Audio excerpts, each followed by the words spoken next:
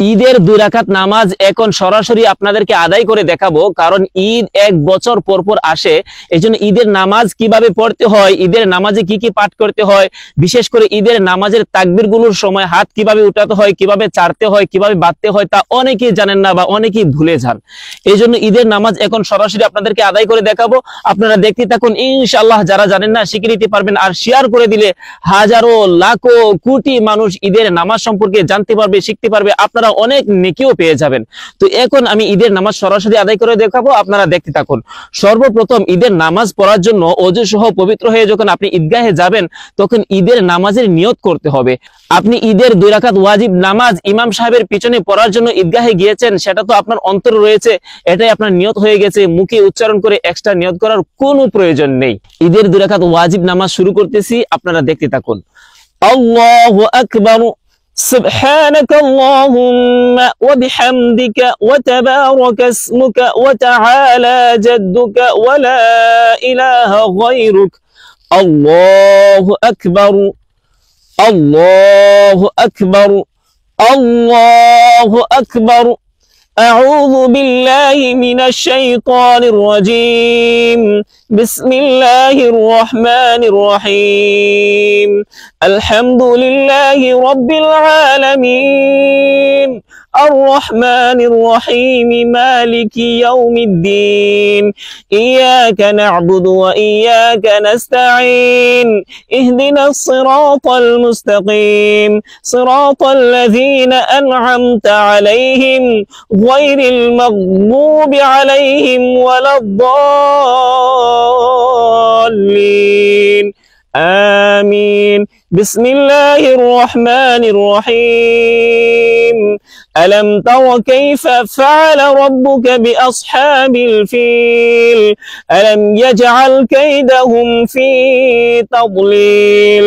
وأرسل عليهم طيرا أبابيل ترميهم بحجارة من سجيل فجعلهم كعصف مأكول.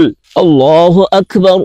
سبحان ربي العظيم سبحان ربي العظيم سبحان ربي العظيم. سمع الله لمن حمده ربنا لك الحمد حمدا كثيرا طيبا مباركا فيه. الله أكبر. سبحان ربي الأعلى سبحان ربي الأعلى سبحان ربي الأعلى. الله أكبر. اللهم اغفر لي وارحمني واهدني وعافني وارزقني. الله أكبر. سبحان ربي الأعلى سبحان ربي الأعلى سبحان ربي الأعلى. الله أكبر. بسم الله الرحمن الرحيم. الحمد لله رب العالمين الرحمن الرحيم مالك يوم الدين. إياك نعبد وإياك نستعين. اهدنا الصراط المستقيم صراط الذين أنعمت عليهم غير المغضوب عليهم ولا الضالين. آمين. بسم الله الرحمن الرحيم. لإيلاف قريش إيلافهم رحلة الشتاء والصيف فليعبدوا رب هذا البيت الذي أطعمهم من جوع وآمنهم من خوف. الله أكبر الله أكبر الله أكبر الله أكبر. سبحان ربي العظيم سبحان ربي العظيم سبحان ربي العظيم. سمع الله لمن حمده ربنا لك الحمد حمدا كثيرا طيبا مباركا فيه. الله أكبر. سبحان ربي الأعلى سبحان ربي الأعلى سبحان ربي الأعلى. الله أكبر. اللهم اغفر لي وارحمني واهدني وعافني وارزقني. الله أكبر. سبحان ربي الأعلى سبحان ربي الأعلى سبحان ربي الأعلى. الله أكبر. التحيات لله والصلوات والطيبات. السلام عليك أيها النبي ورحمة الله وبركاته.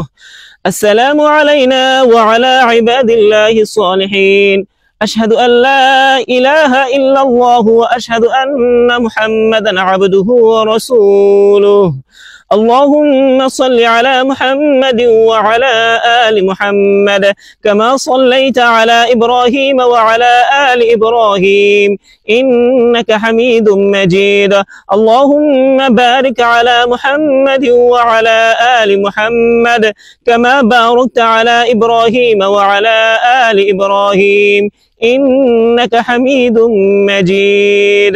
اللهم إني ظلمت نفسي ظلما كثيرا ولا يغفر الذنوب إلا أنت فاغفر لي مغفرة من عندك وارحمني إنك أنت الغفور الرحيم. السلام عليكم ورحمة الله. السلام عليكم ورحمة الله. আলহামদুলিল্লাহ, ঈদের 2 রাকাত ওয়াজিব নামাজ আদায় করলাম। অতিরিক্ত তাকবীর বললাম প্রথম রাকাতে 3টি এবং দ্বিতীয় রাকাতে 3টি, মোট 6টি অতিরিক্ত তাকবীর বললাম। আমাদের এই ভারত উপমহাদেশের উলামায়ে কেরাম, হানাফি মাযহাবের উলামায়ে কেরাম এবং আমাদের দেশের ভিজ্ঞ উলামায়ে কেরামের মতে অতিরিক্ত তাকবীর প্রথম রাকাতে হবে 3টি এবং দ্বিতীয় রাকাতে হবে 3টি। তবে এই অতিরিক্ত তাকবীর নিয়ে অনেকগুলো মত রয়েছে। আপনি যে মত অনুসরণ করেন সেটার উপর আমল করতে পারবেন, কোনো সমস্যা নাই, এখানে ঝগড়াঝাটি করার কোনো প্রয়োজন নেই। তবে প্রথম রাকাতের অতিরিক্ত তাকবীরগুলো বলার নিয়ম হলো, আপনি যখন সানা পাঠ শেষ করবেন, ইমাম সাহেব সানা পাঠ করা শেষ করবেন, এরপরে ইমাম সাহেব আল্লাহু আকবার বলবেন, আপনি আল্লাহু আকবার বলে হাত উঠাবেন, ছেড়ে দিবেন।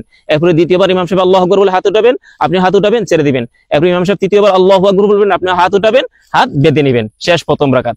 এরপরে দ্বিতীয় রাকাতে যখন সূরা ফাতিহা পড়বেন, সূরা ফাতিহার সাথে অন্য একটি সূরা মিলিয়ে নেবেন। এরপর 3 বার ইমাম সাহেব আল্লাহু আকবার বলবেন, অতিরিক্ত 3টি তাকবীর। আল্লাহু আকবার, হাত ছেড়ে দিবেন, আল্লাহু আকবার, হাত উঠাবেন, ছেড়ে দিবেন, আল্লাহু আকবার, হাত উঠাবেন, ছেড়ে দিবেন। এবং 4 নম্বর বার ইমাম সাহেব যখন আল্লাহু আকবার বলবেন, তখন এই 4 নম্বর তাকবীরটা আর অতিরিক্ত তাকবীর না, সেটা হচ্ছে রুকুর তাকবীর। আল্লাহু আকবার বলে রুকুতে চলে যাবেন, ওই 4 নম্বর তাকবীরের সামনে আপনি হাত উঠাবেন না। আশা করি বুঝতে পেরেছেন। এবার শেয়ার করে দিলে ইনশাআল্লাহ হাজারো লাখো কোটি মানুষের উপকারে আসবে।